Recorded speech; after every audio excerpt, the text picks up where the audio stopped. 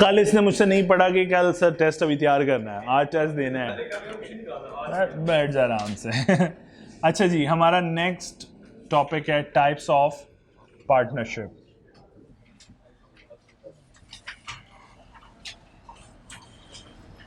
और साथ ही हमारा एक और टॉपिक जो इसका लास्ट चैप्टर का टॉपिक होगा वो है types of partners.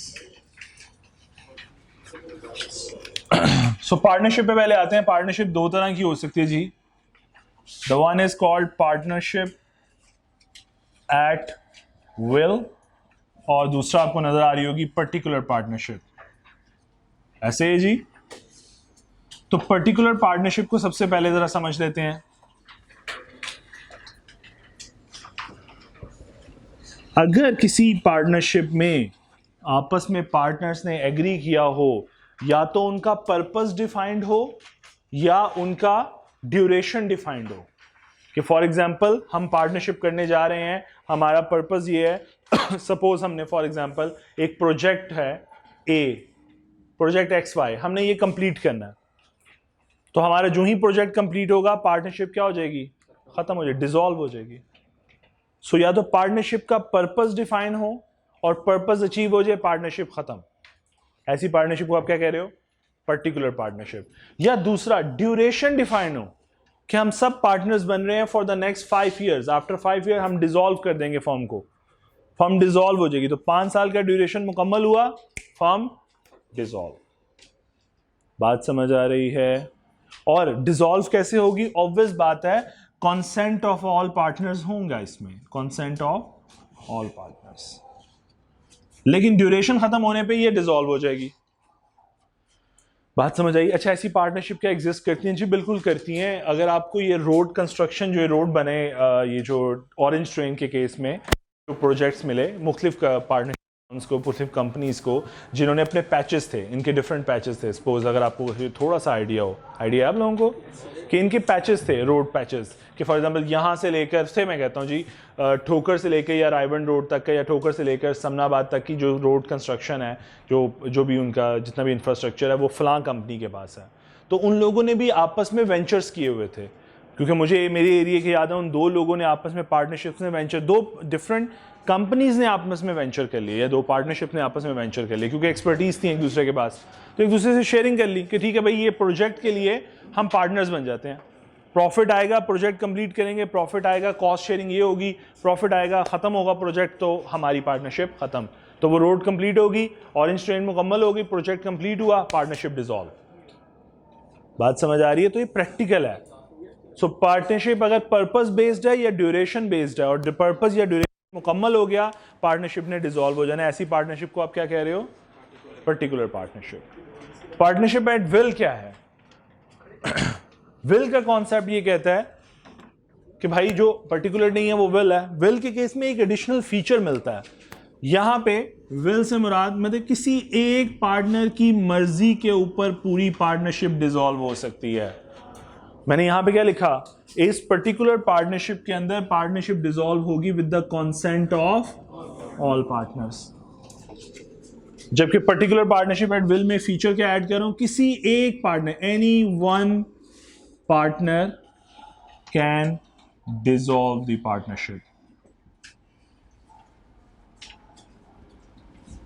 Any one partner can dissolve the partnership without the consent of other partners. बाकी पार्टनर्स की कंसेंट की जरूरत नहीं है। किसी एक की विल पे भी ये पार्टनरशिप डिसॉल्व हो जाती है। ऐसी टाइप ऑफ पार्टनरशिप को आप क्या कहोगे? Partnership at. क्लियर हुई बात? ये दोनों बातें बस यही है, खत्म। अब अच्छा, एक चीज और है, नोटिस ऑफ डिसोल्यूशन। इसके ऊपर थोड़ी सी बात करनी है, एक छोटी सी बात बस। सपोज मैं कहता हूं कि एक पार्टनरशिप फर्म है XYZ, ठीक है। 3 पार्टनर है, mister X, mister Y, mister Z। Mister X चाहते हैं कि वो फर्म को डिसॉल्व कर दें, तो हमने कहा इसमें ये फीचर मौजूद है कि कोई एक पार्टनर भी पूरी फर्म को डिसॉल्व कर सकता है। वो नोटिस देगा, डिसॉल्व कर देगा। सपोज अज्यूम करें वो नोटिस दे रहे हैं आज की तारीख में, सपोज 15 जुलाई 2022 को वो ये नोटिस दे रहे हैं, और नोटिस में लिखा हुआ है, सपोज ये आज की डेट का नोटिस है और यहां पे लिखा हुआ है with effect from 1 August partnership will be dissolved. मैं कुछ समझाना चाह रहा हूं। अब आपको क्या लगता है कि date of dissolution of partnership क्या समझी जाएगी? 15 जुलाई आज की डेट, सपोज 15 जुलाई अगर ज्यूम करूं, और या फिर 1 अगस्त। 1 अगस्त नोटिस क्लियरली इंडिकेट कर रहे हैं कि 1 August would be the dissolution date, partnership end हो जाएगी उस दिन।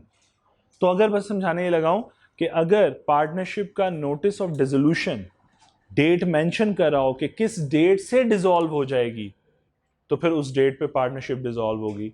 और अगर ये डेट मेंशन ना हो, सिर्फ लिखा हो कि we are planning to dissolve the partnership, तो फिर कौन सी डेट समझी जाएगी डिसोल्यूशन की? जो नोटिस की डेट होगी, 15 जुलाई। Is that clear? चलो आज जरा फिर पढ़ते हैं, प्लीज मेरे लिए पढ़े। सी सॉरी, वापस लिया जा सकता है, विड्रॉ लिया जा सकता है, एग्रीमेंट ही है ना, आपस में मिल गए तो ठीक है, विड्रॉ कर लें। जी प्लीज, टाइप्स ऑफ पार्टनरशिप, जी पढ़िए। Partnership at will, when no provision is made between the partners for any duration of their partnership or for the determinations of their partnership, the partnership is called partnership at will. इसका मतलब है अगर purpose define ना हो, duration define, specific duration नहीं है, कोई specific purpose नहीं है, तो वो पार्टनरशिप एट विल कहलाएगी। इससे बेहतर था वैसे पहले विल एक पर्टिकुलर पार्टनरशिप पढ़ लो, ज्यादा जल्दी समझ आ जाएगी। पर्टिकुलर पार्टनरशिप पे आओ। particular partnership where a partnership is created for any particular adventure for or undertaking or for a specific time period, it is called particular partnership. ये बात समझ आई? चलें आगे प्लीज।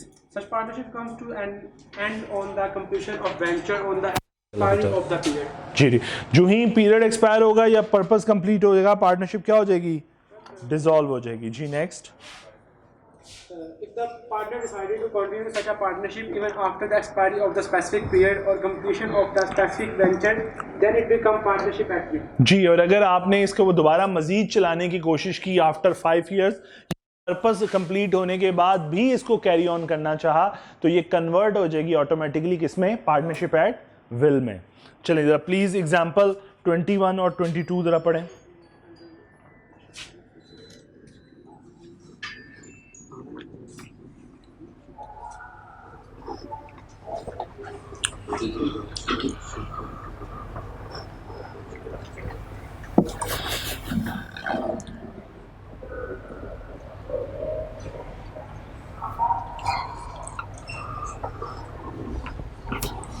आजो आजो बेटा।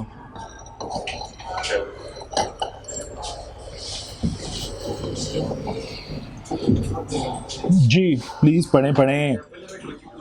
जी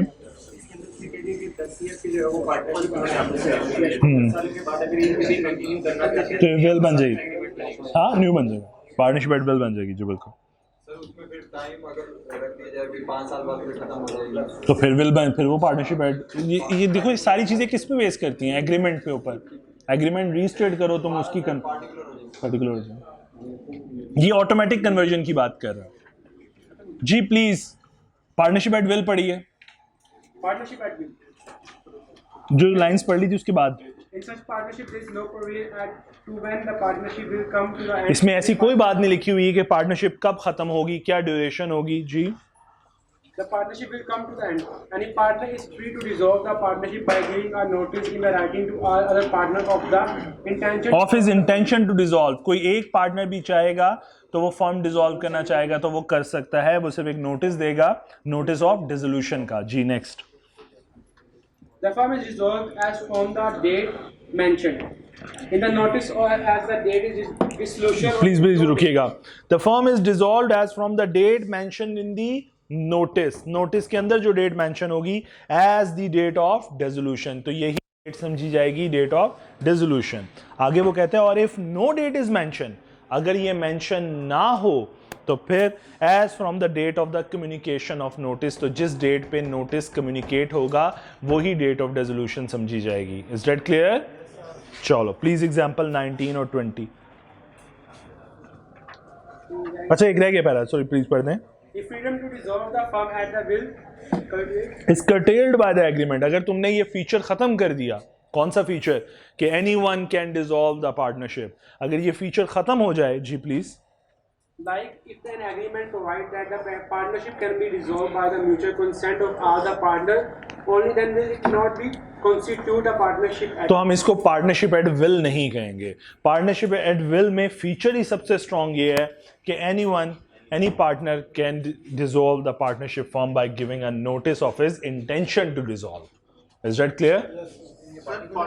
तो अच्छा, यस, वो पर्टिकुलर पार्टनरशिप समझी जाएगी फिर। यस, इसका मतलब है तुम्हें अगर विल क्रिएट करनी है तो फिर उसका फीचर भी अलाइव रखना है, ये वो कहना चाह रहा है। और अगर पर्टिकुलर क्रिएट करनी है तो उसके फीचर्स अलाइव रखने हैं। मेरी बात समझ आई कुछ? पर्टिकुलर पार्टनरशिप में आ तो गई, लेकिन ना तो ये पर्पस में मैटर कर रही है, ना इसके अंदर ड्यूरेशन में आ रही है। बिल्कुल ट्रू, लेकिन वो क्लासिफाई ऐसी हो जाएगी ना फिर क्लासिफाई। अच्छा, एक और भी रीजन है, ये तो दो टाइप्स बनाई है ना, एक जर्नल भी तो हो सकती है पार्टनरशिप, लेकिन यस वो अगर कह रहा है अगर ये विल कहलानी है तो फिर इसका फीचर अलाइव रहना चाहिए, अदरवाइज नहीं। अदरवाइज का मतलब हरगिज ये नहीं है कि पर्टिकुलर बन जाएगी। जी हैं, विल का एक ही फीचर कि anyone can dissolve the partnership form. अगर मैं आपको मज़ेदार बात बताता हूँ, जो आपकी जितनी भी पार्टनरशिप फॉर्म्स हैं जो पाकिस्तान में काम कर रही हैं, जिसमें आपकी ऑडिट फॉर्म्स हैं, आपको क्या लगता है कि ये किसी एक पार्टनर की विल पे डिसॉल्व हो जाएंगी? नहीं, कंसेंट ऑफ ऑल पार्टनर्स। तो कौन सी पार्टनरशिप हुई फिर? इसका मतलब पर्टिकुलर में फीचर एक और भी है, ये वाला कंसेंट ऑफ ऑल पार्टनर, जहां ये दो फीचर्स हैं, एक और फीचर भी है फिर कि अगर पार्टनर्स की कंसेंट, तमाम पार्टनर्स की कंसेंट पे डिसोल्यूशन होगी तो कौन सी पार्टनरशिप कहलाएगी? पर्टिकुलर। और अगर किसी एक की मर्जी पे भी डिसॉल्व हो तो विल कहलाएगी। सो पाकिस्तान में जो इस वक्त आपकी ऑडिट फॉर्म्स हैं, ये सारी पर्टिकुलर पार्टनरशिप्स हैं। समझ आ रहा है? चलो आगे आ जाओ फिर प्लीज। एग्जाम्पल पढ़िए सर 19 और 20। सॉरी बेटे।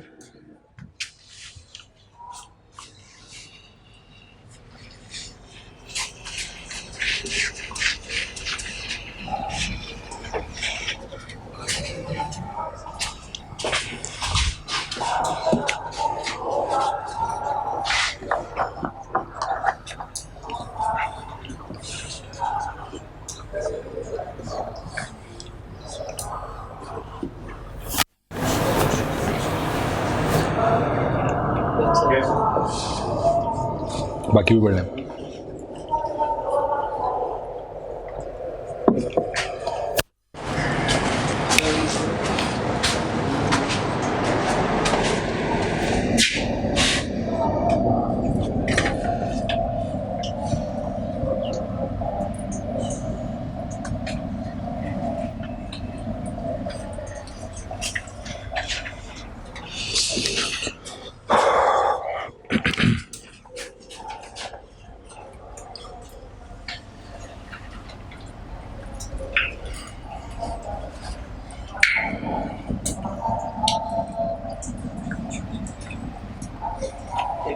जी डन। ले जी, पहली पार्टनरशिप टाइप्स ऑफ पार्टनर्स पे बात करने लगे हैं। टाइप्स ऑफ पार्टनर के अंदर पहला टाइप जो है वो एक्चुअल या ऑस्टेंसिबल पार्टनर। एक्चुअल पार्टनर क्या है? मतलब एक्टिव, सॉरी एक्चुअल लिखना है, एक्टिव लिखना था, सॉरी एक्चुअल लिखा हुआ इसने। यूजुअली इसे हम एक्टिव पार्टनर कहते हैं आम टर्म्स में, इसने एक्चुअल लिखा हुआ है, कोई बात नहीं, लिखा रहने दो। एक्टिव पार्टनर, एक्टिव पार्टनर का मतलब है जो actively day to day operations में, day to day management affairs में पार्टिसिपेट कर रहा होगा, कंपनी के बिहाफ पे कॉन्ट्रैक्ट्स कर रहा हो, फर्म के बिहाफ पे, सॉरी फर्म के बिहाफ पे कॉन्ट्रैक्ट्स कर रहा होगा, डिफरेंट ट्रांजैक्शंस एग्जीक्यूट कर रहा होगा।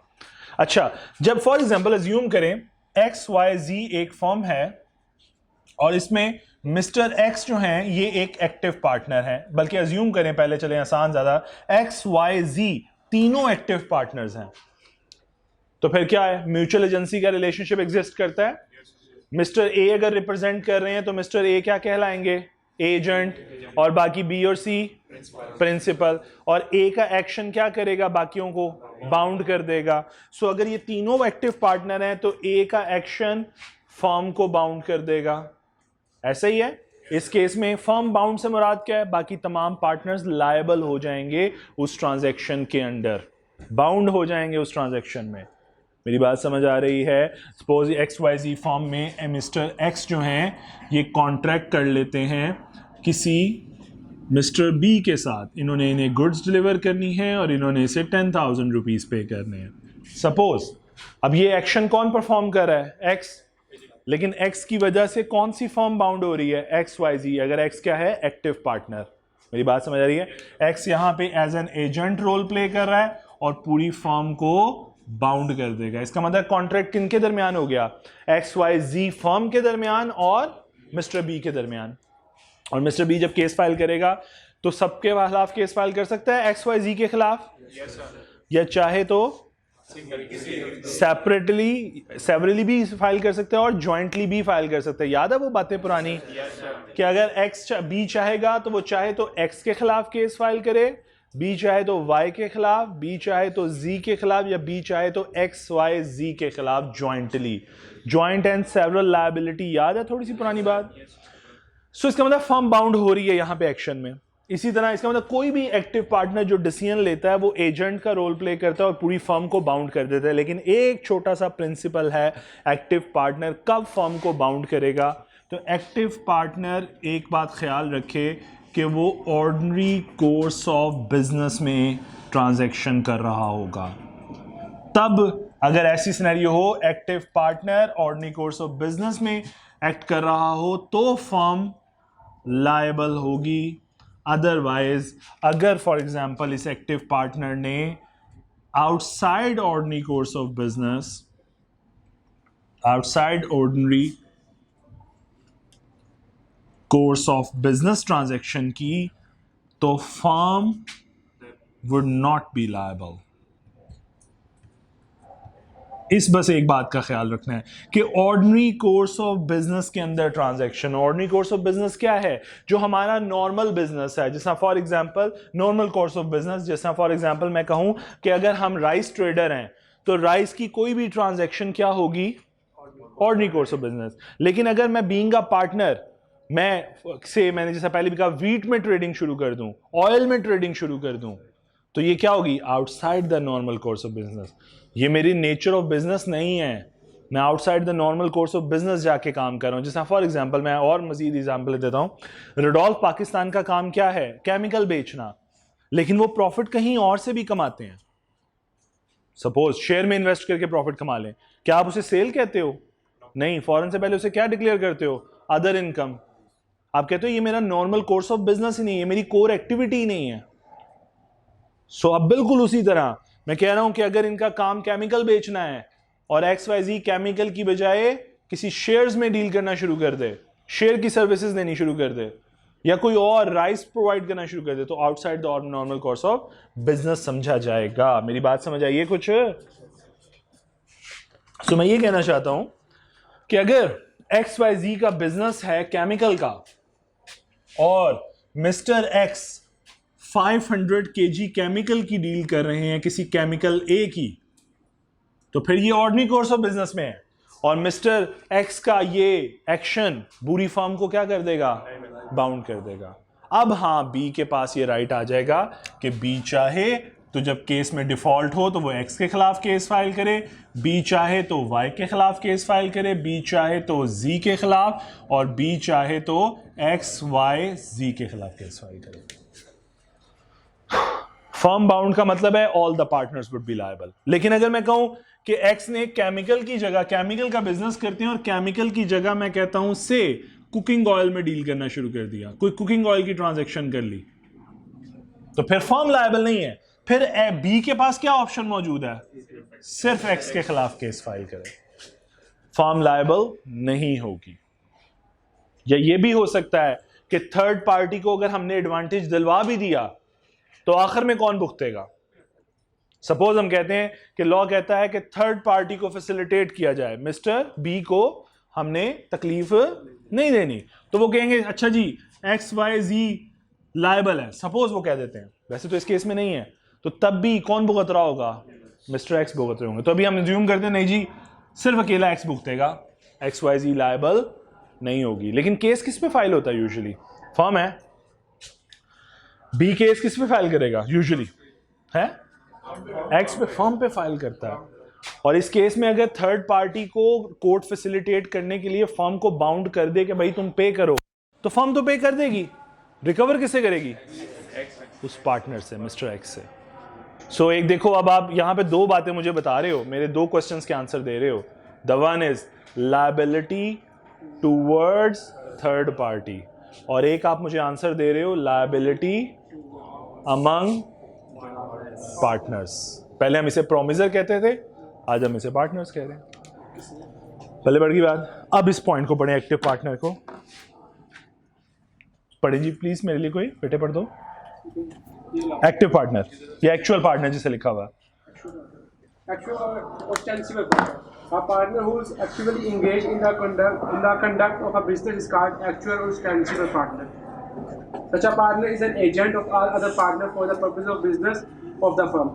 He can bind himself and other partners for the act done in the ordinary course of business. तो लाइन छोटी सी अंडरलाइन कर लें, ordinary course of business। ये बहुत इंपॉर्टेंट लाइन है, ये इंपॉर्टेंट वर्ड्स हैं, ये पिलर है एक्चुअली कि एक फर्म कब लायबल होगी किसी पार्टनर की वजह से, जब वो ऑर्डिनरी कोर्स ऑफ बिजनेस में कोई एक्शन लेगा।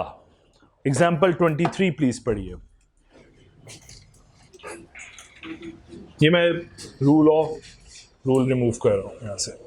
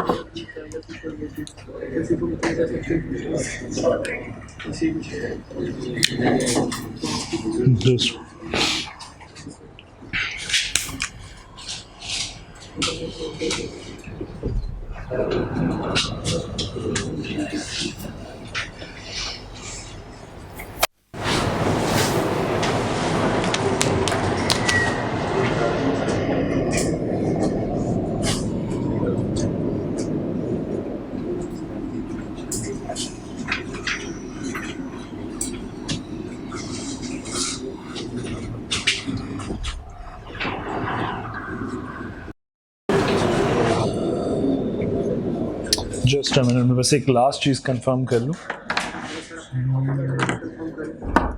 नहीं नोटिस, हाँ जी सॉरी, कौन सी शीट्स? हाँ मुझे भी नहीं पता यहाँ पे कैसे देते हैं, मुझे नहीं लगा, मैं देने की ज़रूरत नहीं है। ओके ओके ओके ओके, एक छोटी सी चीज़ मैं गलत कर गया। इसको एक्स कर लो और इसको भी एक्स कर लो और इसको यस कर लो और कंपल्सरी कर लो।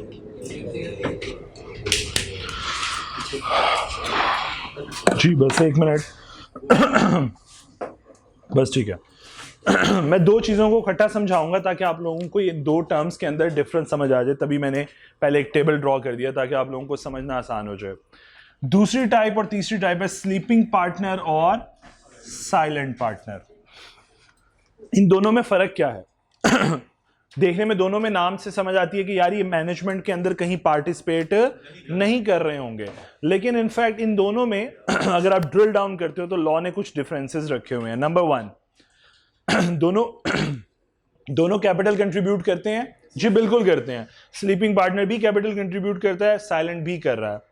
प्रॉफिट दोनों कंट्रीब्यूट करते हैं। जी बिल्कुल, ये भी शेयर लेता है, ये भी शेयर लेता है, कोई प्रॉब्लम नहीं है इन दो फर्स्ट पॉइंट के अंदर। मैनेजमेंट पे आते हैं जरा तीसरे पॉइंट पे। क्या ये मैनेजमेंट में पार्टिसिपेट करते हैं? यूजुअली ये दोनों पार्टिसिपेट नहीं करते मैनेजमेंट में, डे टू डे अफेयर्स में टांग नहीं अड़ाते। लेकिन इस स्लीपिंग पार्टनर के बारे में लिखा हुआ है कि ये इसके केस में ये ऑप्शनल होता है, वो मैनेजमेंट में पार्टिसिपेट कर भी सकता है और नहीं भी कर सकता। मे का ऑप्शन है, करता नहीं है वैसे, मैं रियलिटी प्रैक्टिकली बताऊं तो करता नहीं है, लेकिन वो उसने एक डिफरेंस क्रिएट किया हुआ है कि स्लीपिंग पार्टनर मैनेजमेंट के अंदर चाहे तो पार्टिसिपेट कर भी सकता है और चाहे ना करे, लेकिन साइलेंट पार्टनर कंपलसरी है उसके लिए कि वो मैनेजमेंट के अंदर पार्टिसिपेट नहीं करता, उसे मैनेजमेंट के अंदर इंटरफेयर करने की इजाजत डे टू डे अफेयर्स में नहीं दी जाती। Is that clear? तीसरा डिफरेंस समझ आ गया? ये इतना इंपॉर्टेंट नहीं है, इंपॉर्टेंट है ये दो डिफरेंस, पब्लिक इंफॉर्मेशन और रिटायरमेंट नोटिस, ये दो इंपॉर्टेंट डिफरेंसेस हैं इन दोनों के दरमियान। अगर आप गौर करो तो स्लीपिंग पार्टनर के केस में मैंने लिखा हुआ है public information no, retirement notice not required, जबकि इसके केस में मैंने यस किया हुआ दोनों ऑप्शन। सिर्फ ये एक डिफरेंस है इन दोनों के दरमियान।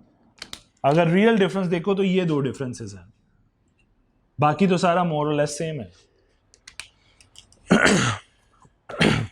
स्लीपिंग पार्टनर के आने का पब्लिक को पता नहीं होता कि एक फर्म है XYZ, इसमें स्लीपिंग पार्टनर कौन है, नहीं पता चलेगा, पब्लिक को इन्फॉर्म ही नहीं किया जाता।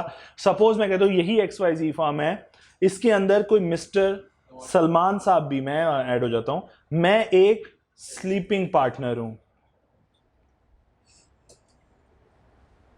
मैंने पैसा इन्वेस्ट किया हुआ है, प्रॉफिट का शेयर मुझे भी मिलता है से 20%, मैंने भी पैसा इन्वेस्ट किया हुआ है और 20% शेयर भी लेता हूं प्रॉफिट का, रिमेनिंग 80% ये तीन लोग डिवाइड करते हैं, लेकिन मेरा पार्टनर होने का पब्लिक को इंफॉर्मेशन, किसी किस्म का कोई इंफॉर्मेशन नहीं होगा।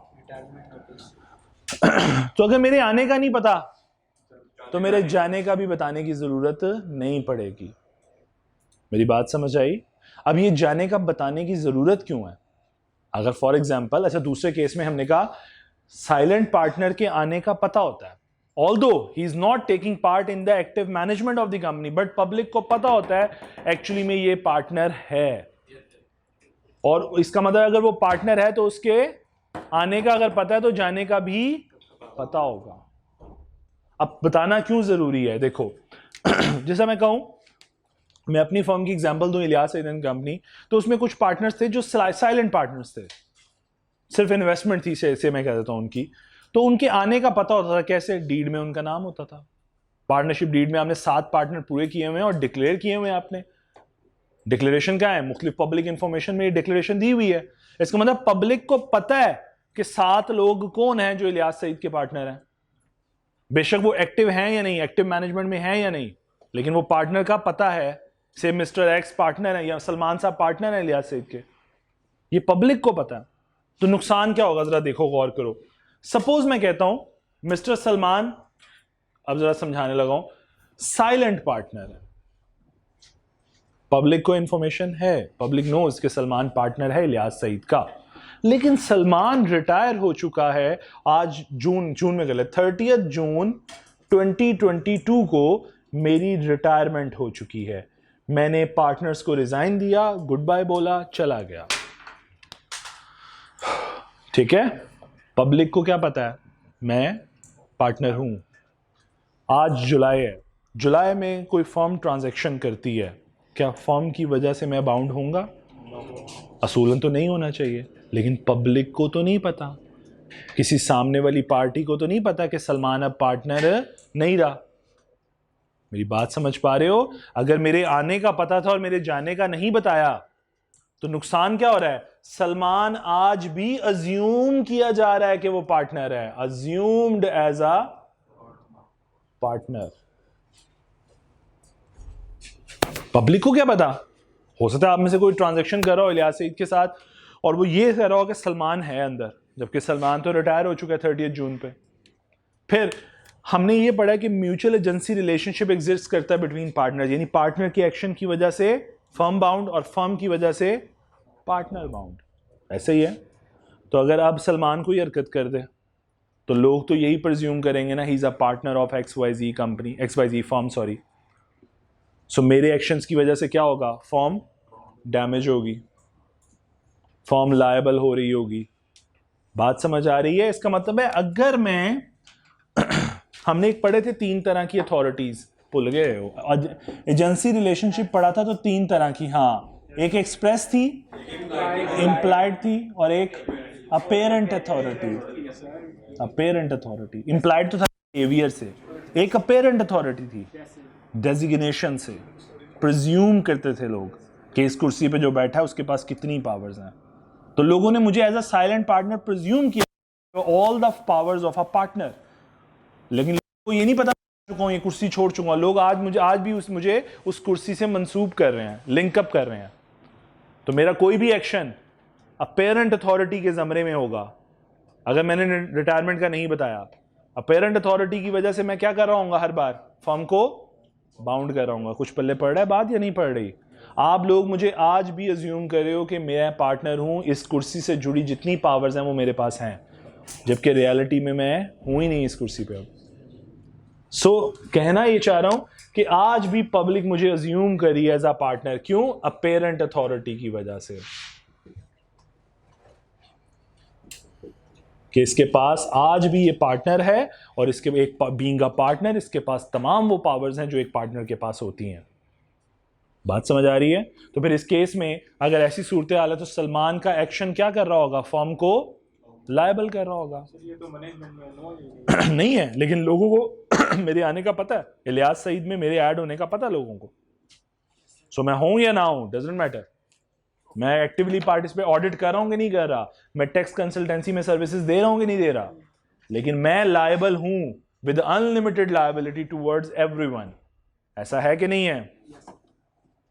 बात समझ आ रही है? सो यही रीजन है कि जब मेरे आने का पता होगा तो मेरे जाने का नोटिस देना कंपलसरी हो जाएगा, ताकि इस म्यूचुअल एजेंसी रिलेशनशिप को खत्म किया जा सके। यही रीजन है कि आप अक्सर अखबारों में न्यूज़ देखते हो। रिसेंटली केपीएमजी ने कोई नोटिस एक दिया हुआ था, एक एडवर्टाइजमेंट दी हुई थी जिसमें उसने लिखा था कि mister fly is no more with us, ठीक है, the firm will not be bound by any action taken by mister X. जो भी पार्टनर थे उनका बाकायदा नोटिस दिया था कि भाई अभी हमारा पार्टनर नहीं रहा तो don't assume him as a KPMG partner. क्यों ऐसा नोटिस दिया? उन्होंने कहा ये पार्टनर है, कल को ये कहीं रिप्रेजेंट करेगा, पेरेंट अथॉरिटी की वजह से केपीएमजी को बाउंड कर देगा। तो इस नोटिस में, इसका मतलब नोटिस कोई भी दे दे, पार्टनर दे दे, सलमान दे दे या केपीएमजी दे दे, कोई फर्क नहीं पड़ता। नोटिस देना जरूरी है ताकि पब्लिक को इन्फॉर्म करना जरूरी है कि अब ये हम में से नहीं है भाई, ठीक है। तो जिसके आने का पता है उसके जाने का नोटिस कंपलसरी हो जाता है, वरना फर्म बाउंड हो जाएगी उसके एक्शंस की वजह से। यही रीजन है, आप जब भी आप ये केपीएमजी या फर्ग्यूसन को छोड़ोगे, जब आप पार्टनर के स्टेटस पे हो, एज अ एम्प्लॉय ट्रेनी हो तो फिर तो फर्क नहीं पड़ता। एज अ पार्टनर जब आप ऑर्गेनाइजेशन को छोड़ोगे तो इनफैक्ट बाकी पार्टनर्स नोटिस दे रहे होंगे कि जनाब ये अब हम में से नहीं रहा, so don't assume him as a partner. वो बात समझ आ रही है या ऊपर से गुजर गई सारी बात? सो मैं कह रहा हूं कि आप इस अथॉरिटी की वजह से फंस जाते हो, इस अथॉरिटी की वजह से, अपेरेंट अथॉरिटी। क्लियर? सो साइलेंट और स्लीपिंग पार्टनर में फर्क क्या है? साइलेंट, स्लीपिंग के आने का पता नहीं है पब्लिक को, तो फिर जाने की भी बताने की जरूरत नहीं है, और साइलेंट के आने का पता है तो फिर जाने का भी पता होना चाहिए। बेशक वो मैनेजमेंट में पार्टिसिपेट नहीं कर रहा, बेशक मैं ऑडिट नहीं करता, बेशक मैं टैक्स कंसल्टेंसी नहीं देता, मैंने सिर्फ पैसा इन्वेस्ट किया हुआ, लेकिन लोगों को पता है कि I am a partner by the deed. Deed में मेरा नाम मेंशन है, क्लियरली मेंशन है, और जहां जहां रिफ्लेक्ट होता है इलियास सईद, वहां वहां साथ जाता है कि 7 पार्टनर्स हैं जिसमें सलमान भी एक पार्टनर है, बेशक वो साइलेंट हो। Is that clear? सर अगर ये कोई एक्शन ले कौन कौन साइलेंट पार्टनर या स्लीपिंग पार्टनर में से कोई भी जाके थर्ड पार्टी के साथ एग्रीमेंट कर रखा है, ठीक है, सूरत में फर्म बाउंड होगी? किस में थे? साइलेंट में से? जी, साइलेंट में, साइलेंट एक्टिव मैनेजमेंट में नहीं है, नो, उसका मैनेजमेंट। लेकिन अब देखो, बड़े खूबसूरत क्वेश्चन है, जरा समझना थोड़ा सा। सलमान साइलेंट पार्टनर, पब्लिक को पता है कि मैं पार्टनर हूं, बट मैं मैनेजमेंट में पार्टिसिपेट नहीं करता। अब यहां पे एक क्वेश्चन ये रेज होता है, क्या पब्लिक इनोसेंट है? अगर तो पब्लिक इनोसेंट है, पब्लिक को नहीं पता कि मैं साइलेंट हूं और मैं आता हूं, मैं आपके साथ कॉन्ट्रैक्ट करता हूं, अब आप मेरे साथ कॉन्ट्रैक्ट कर लोगे बीइंग अ पार्टनर हूं मैं, XYZ। देखो जी जरा समझिएगा, मैं उमर के साथ कॉन्ट्रैक्ट कर रहा हूं, पब्लिक को नहीं पता, मैं कह रहा हूं मैनेजमेंट को नहीं पता कि मैं मैनेजमेंट में पार्टिसिपेट कर रहा हूं कि नहीं। अगर for example Salman being a silent partner contract कर रहा है मिस्टर उमर के साथ, किसी भी किस्म का कॉन्ट्रैक्ट उमर के साथ कॉन्ट्रैक्ट कर रहा है, अब अगर मेरे पार्टनर होने का पता है लेकिन मैं किस टाइप का पार्टनर हूं ये नहीं पता, आई एम नॉट सेइंग कि मैनेजमेंट में पार्टिसिपेट करता हूँ कि नहीं, मैं कह रहा हूं किस टाइप का पार्टनर हूं मैं, इसे नहीं पता, उमर को नहीं पता, उमर इनोसेंट है। तो अब मैं अगर कॉन्ट्रैक्ट करता हूं विद उमर तो क्या मेरी फर्म बाउंड होगी XYZ? ये एक इंपॉर्टेंट पॉइंट है। अब जी मेरा क्वेश्चन समझ आ गया, और मैं अज्यूम किया उमर इनोसेंट है। जी ये लें, मैं यहां पे लिख देता हूं इनोसेंट है। क्या मेरी फर्म बाउंड होगी? फर्म बाउंड होगी। क्यों? अच्छा आप कह रहे हो फर्म लायबल हो जाएगी। जी क्यों? थर्ड पार्टी इनोसेंट है, और दूसरा कोई और इंपॉर्टेंट बात बताओ। पार्टनर हूं, कौन सी अथॉरिटी अप्लाई हो जाएगी? एक्सप्रेस है मेरे पास, इंप्लाइड है, अपेरेंट अथॉरिटी है। ये इतनी डेडली अथॉरिटी है कि अगले ने अज्यूम कर लिया और अगला इनोसेंट है तो तुम फंस गए और तुम्हारी पूरी फर्म फंस गई। बात समझ आई? 3 तरह की अथॉरिटीज पढ़ी हुई हैं हमने एक पार्टनर की, ठीक है, एक्सप्रेस, इंप्लाइड और पेरेंट। अब जरा आते हैं पहली पे हम जरा ये देखते हैं, पहले ये 2 क्वेश्चंस के आंसर ढूंढते हैं इसमें। लायबिलिटी टुवर्ड्स थर्ड पार्टी, क्या फर्म लायबल होगी टुवर्ड्स थर्ड पार्टी? यस, क्योंकि फर्म के मुताबिक मेरे पास, सामने वाली थर्ड पार्टी के मुताबिक मेरे पास सारी पावर्स हैं, मैं पार्टनर हूं, मैं एक पोजीशन पे हूं और इस पोजीशन पे तमाम पावर्स होती हैं। सो अब सामने वाला उमर साहब जो हैं, उमर साहब मुझे अज्यूम करेंगे कि सलमान के पास चूंकि अपेरेंट अथॉरिटी है सो इसकी वजह से XYZ फर्म लायबल हो जाएगी टुवर्ड्स उमर। पहला डिसीजन हो गया, right? Clear? Liability towards third party, yes, firm would be liable. XYZ firm वो लॉस बियर करेगी जो सलमान के एक्शन की वजह से इनकर होगा। बात खत्म। अब आते हैं लायबिलिटी अमंग पार्टनर्स। ये दूसरी बात है, पहली बार डिसाइड होगी, थर्ड पार्टी को तकलीफ नहीं देनी। अब आए जरा पार्टनर के ऊपर। जी अमंग पार्टनर आएंगे जब XYZ और सलमान मिलके बैठेंगे, तो सलमान के पास क्या ये पावर थी मैनेजमेंट में पार्टिसिपेट करने की? नो। सो इसने अपनी अथॉरिटी से क्या किया है? एक्सीड किया है। तो जो भी लॉस होगा कौन बियर करेगा? सलमान बियर करेगा। तो इसका मतलब जब हम बात करेंगे लायबिलिटी अमंग पार्टनर्स की, तो कौन? मिस्टर सलमान ये पूरा लॉस बियर कर रहे होगा। सो देखने में ऐसा नजर आएगा फर्म थर्ड पार्टी को सारी पेमेंट कर रही है, जबकि अल्टीमेटली जब आपस में सेटलमेंट होगी तो खाली सलमान वो अमाउंट भुगत रहा होगा। लेकिन ऐसा नहीं होगा कि थर्ड पार्टी को परेशान किया जाए, ना ना ना, थर्ड पार्टी को फैसिलिटेट किया जाएगा। बात समझ आई है? ये 2 तरह की लायबिलिटी समझ आई हैं, liability among towards third party और लायबिलिटी अमंग पार्टनर्स। ये 2 डिफरेंट चीजें। लोग कहते हैं आपस में घर के मामलात में लड़ते लुड़ते रहना, पहले थर्ड पार्टी को फैसिलिटेट करो, तुम आपस में तय करना किसकी लायबिलिटी है किसकी नहीं है। थर्ड पार्टी तुम्हें अपेरेंट अथॉरिटी के अंदर क्लासिफाई कर रही है तो बस तुम फंस गए हो। मेरी बात समझ आई? सो मेरा ख्याल है मैं दोनों एंगल से साथ साथ चला रहा हूं, क्योंकि ये दोनों चैप्टर अगले यही है हमारे, यही 2 अगले चैप्टर। हालांकि मुझे डिबेट यहां नहीं करनी चाहिए, लेकिन मेरा ख्याल है अब शुरू हुई है बात तो फिर कंक्लूड भी हो जाए। सो ये अगली 2 बातें यही हैं। हम जो चैप्टर नंबर हमारा ये कौन सा चल रहा है जी? 11, 12 और 13 जो है वो इन्हीं पे बेस करता है कि आपस की लायबिलिटी क्या होगी, थर्ड पार्टी की तरफ लायबिलिटी क्या होगी। तो हमें दोनों टाइम ना सिनेरियो बना के देखना पड़ा करेगा कि ये एक सिनेरियो है, इसको पहले मैं फिट करूंगा टुवर्ड्स थर्ड पार्टी में, फिर इसी सिनेरियो को मैं फिट करूंगा अमंग पार्टनर्स में। और आई कैप का जो एग्जामिनर है वो जब एक केस स्टडी देता है तो वो इसी तरीके से देता है, वो दोनों चीजें टेस्ट करता है तुमसे। यही रीजन है स्टूडेंट जब वो केस स्टडी को हैंडल नहीं कर पाता, वो इन 2 लायबिलिटीज में डिटर्मिनेशन नहीं कर पाता, तो फिर वो फंसता, फिर वो केस स्टडी का आंसर गलत करता। बात समझ आई? तो एग्जामिनर अगर मैं जितनी भी हम प्रैक्टिस देखेंगे वो या कई दफा एग्जामिनर ने सिर्फ ये पूछी होगी लायबिलिटी, समटाइम्स ये पूछी होगी और समटाइम दोनों पूछी होंगी। पार्टीज के नेम लेके, जिससे मैं यहां कहूं कि क्वेश्चन एग्जामिनर का हो कि वो पूछे कि सलमान क्या is XYZ firm liable towards mister Umar, ये पहला क्वेश्चन। एंड व्हाट इफ कि फर्म ने पे कर दिया ऑन द बिहाफ, फर्म ने पे कर दिया लॉस से 10,000 का लॉस जो है वो पे कर दिया to mister Umar, what would be the consequences, how they are going to settle that particular loss among the partner, how they are going to contribute this loss among the partner या share this loss among the partner. तो आपसे दूसरी बात भी पूछ लेगा कि बताओ आपस में कौन तय करेंगे, कैसे डिवाइड होगा, वरना तो हमने पढ़ा हुआ है लॉस होगा तो कौन डिवाइड करेंगे, साझा, इक्वल। तीनों पार्टनर लॉस क्या करेंगे, इक्वल बेयर करेंगे, या वो रेशियो जो उन्होंने डिसाइड की होगी प्रॉफिट एंड लॉस की। लेकिन इस केस में जो जिम्मेदार है वो बियर करेगा, तो जिम्मेदार कौन है, मिस्टर सलमान, तो वो बियर करेंगे। बात समझ आ गई जी, वापस आ जाऊं आप, कोई एम्बिग्युइटी तो नहीं रहेगी किसी को। चलो, सो इसका मतलब है स्लीपिंग पार्टनर और साइलेंट में आपको डिफरेंस समझ आ गया।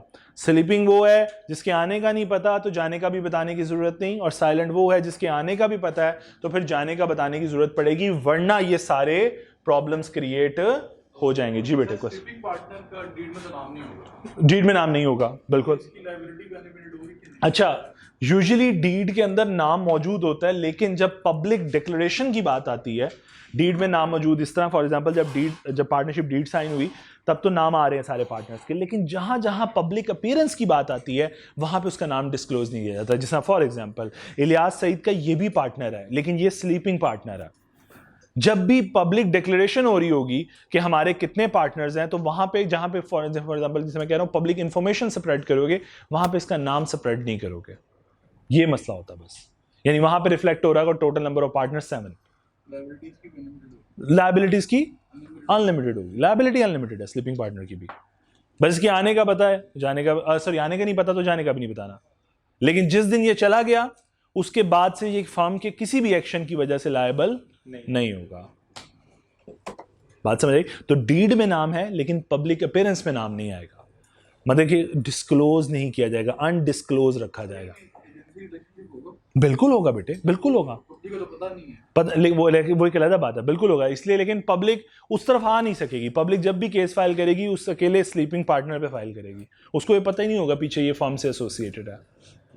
बात समझ आई? लेकिन वो होगा स्लीपिंग पार्टनर, वो कहता फिरेगा ना, सपोज अनडिस्क्लोज्ड है ना। जैसा मैंने कहा, देखो मुझे इलियास सईद को एक ऑफर, एक टेंडर करना है या किसी क्लाइंट को अपनी पोर्टफोलियो शेयर करना है, तो वो जाके शेयर करेगा मेरे 7 पार्टनर्स हैं, इसका नाम नहीं बताएगा, अपने क्लाइंट्स को इसका नाम नहीं बताएगा, जब भी कॉन्ट्रैक्ट्स करेगा इसका नाम नहीं लेगा, और ये भी जब अपने कॉन्ट्रैक्ट कर रहा होगा पर्सनल, ये फर्म का नाम नहीं लेगा, वरना तो प्रॉब्लम्स ये वाली क्रिएट होनी शुरू हो जानी है अगर ये नाम। अभी हम एक पढ़ेंगे रूल ऑफ एस्टॉपल और रूल ऑफ होल्डिंग आउट, वो जब मैं डिटेल पढ़ाऊंगा आपको ये पॉइंट क्लियर हो जाएगा कि अगर कोई रिप्रेजेंट गलत कर रहा हो तो फिर यही क्वेश्चन आ रहा है ना आपके माइंड में कि if someone is miss representing, ये अगर फॉर एग्जांपल स्लीपिंग है और ये लोगों को बताता फिर है मैं XYZ का स्लीपिंग पार्टनर हूँ या पार्टनर हूँ, तो इनफैक्ट ये मिस रिप्रेजेंटेशन दे रहा है, तो फिर क्या होगा? अब हमारा एक कॉन्सेप्ट आएगा रूल ऑफ एस्टॉपल। इसी टाइप ऑफ पार्टनर में देखो आखिरी टाइप है रूल ऑफ एस्टॉपल और rule of holding out, partner by estoppel, ये यही कॉन्सेप्ट है मिस रिप्रेजेंटेशन वाला।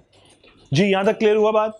आगे चलें, कौन सी होगी? स्लीपिंग और साइलेंट पार्टनर, दोनों क्लियर हो गए? चलो जरा पढ़े मेरे लिए प्लीज बेटा, स्लीपिंग पार्टनर पढ़ें जल्दी से। स्लीपिंग और डोरमेंट पार्टनर। जी, डोरमेंट, जी जी। A sleeping partner is known as such as a partner to third party dealing with a firm. He may or may not take. Is not known as such as a partner. लोगों party को नहीं पता about that person कि he is a partner. He may or may not take active part in the conduct of the business of अब the देखो optional रख दिया कि वो कर भी सकता है मैनेजमेंट में पार्टिसिपेट करना चाहे और ना करना चाहे तो ना करे, लेकिन प्रैक्टिकली ये लोग पार्टिसिपेट नहीं करते। जी, He, like other partners, invest capital and share in the profit. दूसरे पार्टनर्स की तरह ये भी कैपिटल इन्वेस्ट करता है और प्रॉफिट का शेयर भी लेता है। He is equally liable along with other partner for all the debts of the firm. ये फर्म के तमाम डेट्स के लिए इक्वली लायबल है उसी तरह जिस तरह दूसरे पार्टनर्स हैं। Even though his existence is kept as secret from the outsider dealing with the although हमने पब्लिक को इसकी अपीयरेंस के बारे में नहीं बताया हुआ। ठीक है जी, आपस में जब भी, इसका मतलब है लायबिलिटी टूवर्ड्स थर्ड पार्टी आएगी तो 7 लोग खुमियाजा भुगत रहे होंगे, लेकिन जब घर आएंगे तो 8वें से भी उसका शेयर ले लेंगे। ये बात समझ आई मेरी? 7 पार्टनर हैं इलियास सईद के, खुमियाजा भुगतेंगे वो 7 पार्टनर, जाके लायबिलिटी पे करके घर आ जाएंगे, 8वें पार्टनर से कहेंगे निकाल तेरा हिस्सा भी बनता है। मेरी बात समझ आई? शेयर कितने में होगा? 8 में, लेकिन पब्लिक को क्या पता है कि 7 पे की, पब्लिक को 8वें का नहीं पता। चलो जी प्लीज आगे। Note: a sleeping partner is not required to give public notice of his. इसको पब्लिक नोटिस देने की रिक्वायरमेंट देने की जरूरत ही नहीं है, क्यों? जी जी। Not liable for any act done by the firm after his retirement. अपनी रिटायरमेंट के बाद वो किसी किस्म के एक्शन के लिए जिम्मेदार, फर्म के एक्शन के लिए जिम्मेदार नहीं होगा। Is that clear? क्योंकि पब्लिक को पता ही नहीं है मैं हूं कौन, मैं कब आया, मैं कब गया, कोई पता ही नहीं है, कोई इल्म ही नहीं है। प्लीज एग्जांपल 24 पढ़िए।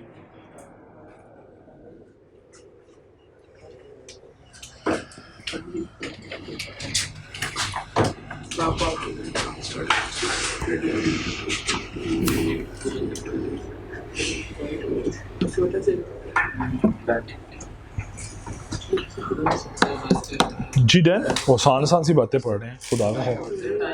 2 मिनट लूंगा, 2-4 मिनट लूंगा। क्या?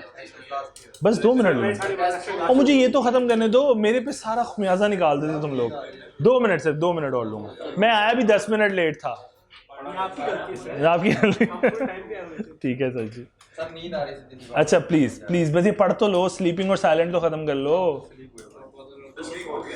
अच्छा sleeping done, example done. Silent पढ़ दे बेटा 2 लाइंस मेरे लिए, बस 2 या 3 लाइंस हैं जी। 2 लाइंस हैं सिर्फ साइलेंट, बेटा पढ़ दे। नहीं साइलेंट पार्टनर, एंड पे देखो, पेज के बॉटम में देखो। Other partner. Those who by agreement with other partners have no voice in the management of the firm. No voice in the management means no active participation in the management। जी आगे please. They share profit and losses, are fully liable for the debts of the firm. वो profit और loss share करेगा और fully liable होगा towards the date of the firm. जी please जरा example 28 पढ़ो।